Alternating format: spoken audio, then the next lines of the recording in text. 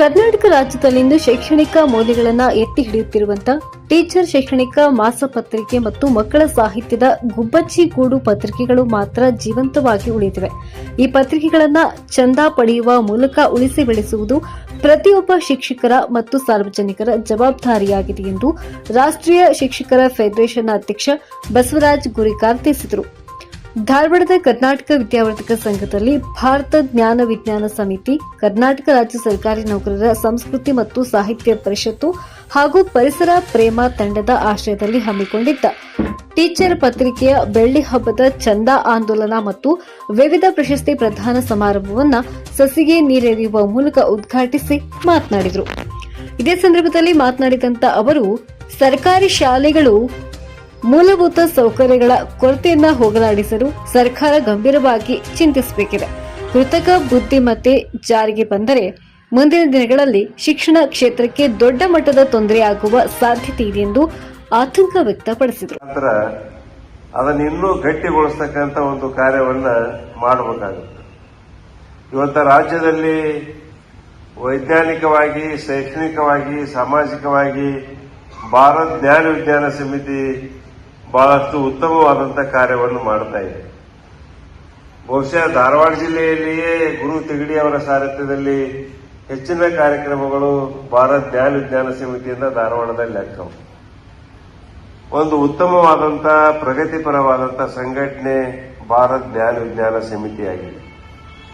ಈ ಸಮಿತಿಯಿಂದ ಬರ್ತಕ್ಕಂಥ ಟೀಚರ್ ಪತ್ರಿಕೆಯನ್ನ ಉಳಿಸಿ ಬೆಳೆಸಬೇಕಾಗಿದ್ದು ನಮ್ಮೆಲ್ಲರ ಕರ್ತವ್ಯ ಆಗಿದೆ. ಟೋಟಲ್ ಪ್ರೈಮರಿಯಿಂದ ನಾವು PU ಯೂನಿವರ್ಸಿಟಿಯವರನ್ನು ಬಿಡೋಣ, ಅಲ್ಲಿವರೆಗೆ ಎಲ್ಲಾ ಶಿಕ್ಷಕರ ಲೆಕ್ಕ ಹಾಕಿದ್ರೆ ನಾವು 3 ಲಕ್ಷ ಜನ ಹಾಕಿವಿ. ಪ್ರೈಮರಿ, ಹೈಸ್ಕೂಲ್, PUC ಅವರು ಗವರ್ಮೆಂಟ್ ಬಂತು, ಏಡೆಡ್ ಬಂತು, ಎಲ್ಲಾ ಸೇರಿದ್ರು. ಧಾರವಾಡ ಜಿಲ್ಲಾ ಪಂಚಾಯತ್ ಉಪ ಕಾರ್ಯದರ್ಶಿ ಮಲ್ಲಿಕಾರ್ಜುನ ತೊದಲವಾಗಿ ಅವರು ಪರಿಶ್ರಮ ಪುಸ್ತಕವನ್ನ ಲೋಕಾರ್ಪಣೆ ಮಾಡಿದ ಕರ್ನಾಟಕ ವಿದ್ಯಾವರ್ಧಕ ಸಂಘದ ಪ್ರಧಾನ ಕಾರ್ಯದರ್ಶಿ ಶಂಕರ್ ಹಲಗತ್ತಿ ಮಾತನಾಡಿ, BGVS ಕಳೆದ 40 ವರ್ಷಗಳಿಂದ ವೈಜ್ಞಾನಿಕ ಚಿಂತನೆ ಹಾಗೂ ಮಕ್ಕಳ ಸಾಹಿತ್ಯದ ಮೂಲಕ ಸಾಮಾಜಿಕ ಜಾಗೃತಿ ಮೂಡಿಸುತ್ತಿದೆ ಎಂದರು. ಕಾರ್ಯಕ್ರಮದಲ್ಲಿ BGVS ರಾಜ್ಯ ಉಪಾಧ್ಯಕ್ಷ FC ಚೇಗರೆಡ್ಡಿ ಮಾತನಾಡಿ, ಶಿಕ್ಷಕರು ಕೇವಲ ಶಿಕ್ಷಕರಾಗಿ ಉಳಿಯದೆ ಗುರುಗಳಾಗಿ ಬದಲಾಗಬೇಕು. ಆಗ ಮಾತ್ರ ಮಕ್ಕಳ ಭವಿಷ್ಯ ರೂಪಿತವಾಗಲು ಸಾಧ್ಯ ಎಂದರು. ಕರ್ನಾಟಕ ರಾಜ್ಯ ಸರ್ಕಾರಿ ನೌಕರರ ಸಂಸ್ಕೃತಿ ಮತ್ತು ಸಾಹಿತ್ಯ ಪರಿಷತ್ತಿನ ರಾಜ್ಯಾಧ್ಯಕ್ಷೆ ರಮಾ ಆರ್ ಮಾತನಾಡಿ, ನಾವು ಕೈಯಲ್ಲಿ 4 ಮೊಬೈಲ್ ಫೋನ್ ಬಳಸುವ ಬದಲು 4 ಪುಸ್ತಕಗಳನ್ನು ಓದಲು ನೀಡಿದರೆ ಶಿಕ್ಷಣ ಮತ್ತು ಸಾಮಾಜಿಕ ರಂಗದಲ್ಲಿ ಪ್ರಗತಿ ಸಾಧ್ಯ. ಹೀಗಾಗಿ ಪ್ರತಿಯೊಬ್ಬ ಶಿಕ್ಷಕರು ಟೀಚರ್ ಪತ್ರಿಕೆಯ ಚಂದಾದಾರರಾಗಬೇಕೆಂದು ಮನವಿ ಮಾಡಿದರು. ವರ್ಷಗಳ ಸಾಧನೆ ಒಂದು ಟೀಚರ್ ಪತ್ರಿಕೆ ಮಾಡುತ್ತೆ ಅಂತ ಹೇಳಿದ್ರೆ ಅದರ ಸಾಧನೆಯನ್ನ ಮೆಚ್ಚಿ ಒಂದು ರಾಜ್ಯ ಮಟ್ಟದ ಬೃಹತ್ ಸಮಾರಂಭವನ್ನ ಮಾಡಬೇಕಾಗಿತ್ತು. ಅಲ್ಲಿ ಶಿಕ್ಷಕ ಬಾಂಧವರ ಮಹತ್ವವನ್ನ ಇಡೀ ರಾಜ್ಯಕ್ಕಲ್ಲ ರಾಷ್ಟ್ರಕ್ಕೆ ಸಾರಬೇಕಾಗಿತ್ತು. ಆ ಕೆಲಸವನ್ನ ಮಾಡುವಲ್ಲಿ ನಾವೆಲ್ಲೋ ಎಡವಿದ್ದೇವೆ ಅಂತ ನಿಮ್ಗೆ ಯಾರಿಗೂ ಅನಿಸಿಲ್ಲವೇ? ದಯವಿಟ್ಟು ಈ ಬಗ್ಗೆ ವಿಚಾರ ಮಾಡಬೇಕಾದಂತ ಅನಿವಾರ್ಯತೆ ಎಲ್ಲರಿಗೂ ಕೂಡ ನಮ್ಮೆಲ್ಲರ ಒಂದು ಸಾಮಾಜಿಕ ಕಳಕಳಿ ಅಂತ ನಾನು ಭಾವಿಸುತ್ತೇನೆ. ಕೇವಲ ಟೀಚರ್ ಪತ್ರಿಕೆಯ ಮುಖಬೆಲೆ ನಾನು ಗಮನಿಸಿದೆ 45 ರೂಪಾಯಿಗಳು. ಚಂದ, ವಾರ್ಷಿಕ ಚಂದ ಕೇವಲ ನಾವು ಒಂದು ಹೊರಗಡೆ ಊಟಕ್ಕೆ ಹೋದಾಗ, ನಮ್ಮ ಮಕ್ಕಳನ್ನು ಕರ್ಕೊಂಡು ಹೋದಾಗ ಒಬ್ಬರಿಗೆ ತಗಲ್ತಕ್ಕಂಥ ವೆಚ್ಚ ಅಷ್ಟೇ ಅಂತ ಹೇಳಿದ್ರೆ, ಇದನ್ನ ಕೊಂಡು ನಾವು ಓದಲಿಕ್ಕೆ ಒಂದು ಚಂದ ಆಂದೋಲನ ಮಾಡಬೇಕಾದ ಪರಿಸ್ಥಿತಿ ಬಂದಿದೆ ಅಂತ ಹೇಳಿದ್ರೆ ನಿಜವಾಗ್ಲೂ ನಮ್ಮನ್ನ ನಾವು ವಿಮರ್ಶೆಗೆ ಒಳಪಡಿಸಿಕೊಳ್ಳಬೇಕಾದಂತ ಅನಿವಾರ್ಯತೆಯಲ್ಲಿ ನಾವೆಲ್ಲರೂ ಇದ್ದೇವೆ.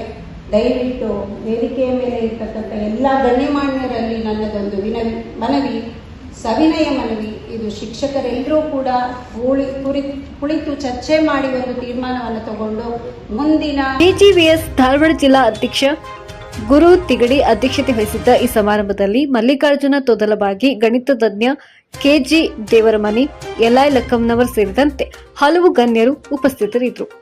ವಿವಿಧ ರಂಗಗಳ ಸಾಧಕರಿಗೆ ಈ ಸಂದರ್ಭದಲ್ಲಿ ಸೇವಾ ಸ್ಫೂರ್ತಿ ರಾಜ್ಯ ಪ್ರಶಸ್ತಿ ನೀಡಿ ಗೌರವಿಸಲಾಯಿತು.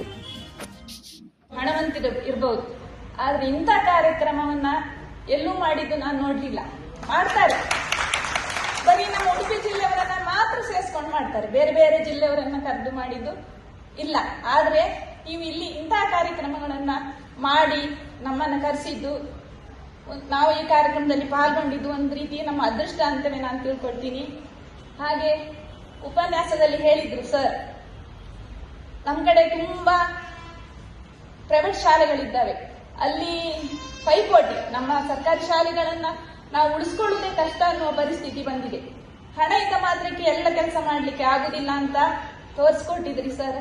ಲಕ್ಕಮ್ಮ ಸರ್, ಇಂಥ ಒಂದು ಕಾರ್ಯಕ್ರಮನ ಎಲ್ಲವರನ್ನು ಒಟ್ಟುಗೂಡಿಸಿ ಮಾಡ್ಕೊಳ್ಳೋದು ಸುಲಭ ಅಲ್ಲ. ನೀವು ಇಂಥ ಕಾರ್ಯಕ್ರಮ ಮಾಡಿದ್ರೆ ಅಂದ್ರೆ ನಿಮ್ಗೆ ತುಂಬಾ ಅಭಿನಂದನೆಗಳನ್ನು ಸಲ್ಲಿಸ್ತೇನೆ. ಹಾಗೆ ನಮ್ಮ ರಾಜ್ಯ ಸರ್ಕಾರಿ ಸಾಂಸ್ಕೃತಿಕ ಮತ್ತು ಪರಿಷತ್ತಿನ ಅಧ್ಯಕ್ಷರಾದ ರಮಾಮಣಿ, ರಾಜ್ಯಾಧ್ಯಕ್ಷರಾದ ಮೇಡಮ್ ಅವರು ನನ್ನನ್ನು ಜಿಲ್ಲಾಧ್ಯಕ್ಷರನ್ನಾಗಿ ಮಾಡಿದ್ರು. ಆಗ ಹೇಗಪ್ಪ ಇದನ್ನ ನಾನು ಏನ್ ಮಾಡುದು ಮುಂದೆ ಅಂತ ನಂಗೆ ಗೊತ್ತಿರ್ಲಿಲ್ಲ. ಅವರು ವಾಟ್ಸಪ್ ಗ್ರೂಪ್ ಅಲ್ಲೇ ಎಲ್ಲ ಅಷ್ಟು ದೊಡ್ಡ ಸಂಘಟನೆಯನ್ನು ಮಾಡಿದ್ದಾರೆ. ಮೀಟಿಂಗ್ ಕರೆದು ಎಲ್ಲರನ್ನು ಕರೆದಿದ್ದು ಇಷ್ಟು ದೊಡ್ಡ ನಮ್ಮ ಸಂಘ ಆಗ್ತಾ ಇತ್ತಂತ ನಂಗೆ ಗೊತ್ತಿರ್ಲಿಲ್ಲ. ವಾಟ್ಸಪ್ ಗ್ರೂಪ್ ಮಾಡಿ ಕರೆದಿದ್ದಾರೆ, ಇಲ್ಲಿಯವರನ್ನು ಕರೆದಿದ್ದಾರೆ. ಬೇರೆ ಬೇರೆ ಜಿಲ್ಲೆಯವರಿಗೆ ಬರ್ಲಿಕ್ಕೆ ಸಾಧ್ಯವಾಗಲಿಲ್ಲ ಮೇಡಮ್. ಆದ್ರೂ ವಾಟ್ಸಪ್ ಗ್ರೂಪ್ ಇಷ್ಟು ಸ್ಪಂದನೆ ಸಿಕ್ಕಿ 1.5 ತಿಂಗಳಲ್ಲೇ ಇಷ್ಟು ವೇಗವಾಗಿ ನಮ್ಮ ಸಂಘ ಮುಂದುವರೆದಿದೆ ಅಂದ್ರೆ ಅದಕ್ಕೂ ಕೂಡ ನಾನು ಮೇಡಮ್ ಅವರ ಬಗ್ಗೆ ತುಂಬಾ ಹೆಮ್ಮೆ ಪಡ್ತೇನೆ. ಹಾಗೆ ಇದಕ್ಕೆ ಎಲ್ಲದಕ್ಕೂ ಲಕ್ಕಮ್ಮ ಸರ್ ಅವರು ಸಹಾಯ ಮಾಡಿದ್ದಾರೆ ಅಂತ ಹೇಳ್ತಾ ಈ ಕಾರ್ಯಕ್ರಮಕ್ಕೆ ಇನ್ನೊಂದು ವಿಷಯ ಹೇಳಲಿಕ್ಕೆ ಇಷ್ಟಪಡ್ತೇನೆ. ಶ್ರೀ ಲೂಸಿ ಮೇಡಮ್ ಅವರು ಕೂಡ ನಮ್ಮ ಕಾರ್ಕಳದವರೇ, ಅದು ಸಹ ನನಗೆ ತುಂಬಾ ಹೆಮ್ಮೆ ಇದೆ. ಆದ್ರೆ ನಮ್ಮ ಅಲ್ಲಿಯವರಿಗೆ ಗೊತ್ತಿಲ್ಲ. ಲೂಸಿ ಅಮ್ಮ ಅವರು ಕಾರ್ಕಳದಲ್ಲಿ ಹುಟ್ಟಿ ಬೆಳೆದಿದ್ರೆ ಇಷ್ಟು ದೊಡ್ಡ ಸಾಧನೆ ಮಾಡ್ತಾರೆ ನನಗೆ ಗೊತ್ತಿರ್ಲಿಲ್ಲ. ಆದ್ರೆ ಅಲ್ಲಿ ಅದಕ್ಕೆ ಅವರು ಪುನಃ ವಾಪಸ್ ಕಾರ್ಕಳಕ್ಕೆ ಬರ್ಲಿಕ್ಕೆ ಇಷ್ಟಪಡ್ಲಿಲ್ವೇನೋ. ಅವರದ್ದು ಸೇವೆ ಇಲ್ಲಿಗೆ ತುಂಬಾ ಸಲ್ಲಿದೆ, ದಾನಿಗಳಾಗಿದ್ದಾರೆ.